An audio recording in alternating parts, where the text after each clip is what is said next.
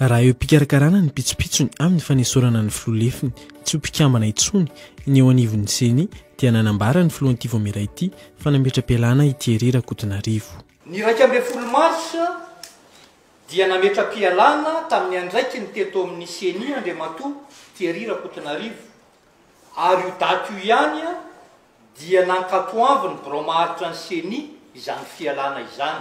Ampatsiahiviny fa nomeny fitsarana avy momba ny lalam-panoraina 10 andro ity voamiray ity ametrahana ny fombafomba rehetra takiany fitsipika anatin'ny mifehy azy amin'ny fanesorana mpikambana iray. Manoloana izany indrindra dia mametra-panontaniana ny eo anivon'ny sampana anarahanomason'ny fifidianana safidy ny tena antony fampiatoana. Tahaka noho izany ny fangararan'ny seny izy ireo. Mifototra amin'ny famoahana vaovao tsy nahazo ny fankatoavan'ny bromaharitra fa indrindra teraka savorivory sy korotana no antony nampiatoana an'Andriamatoa Thierry Rakotonarivo. Na ny tenany na ny bromaharitra dia samy resy lahatra fa izany no lalana anarenana ny tsy mety. Ny apitso ny fametraha-pialana nataon'ny filolefiny io ihany ny 12 Martsa dia efa nandefa taratasy fampilazana fa hampangatoerana eo anivon'ny HCC ny seny. Raha ny momba ireo laharan-kara-panondro mitovy izay fototry ny olana dia anao afisin'ny Herniaine Rakotomanana ny fisin'izany. Nitsopiany nefa fa tsy ny komity izay notantany ny fototry izao tsy fahatomombanana izao. Namerina indray ny seny fa tsy misy fiantraikany eo amin'ny fifidianana izay natao teto amin'ny firenena ny fisindreo laharan-kara-panondro mitovy ireo.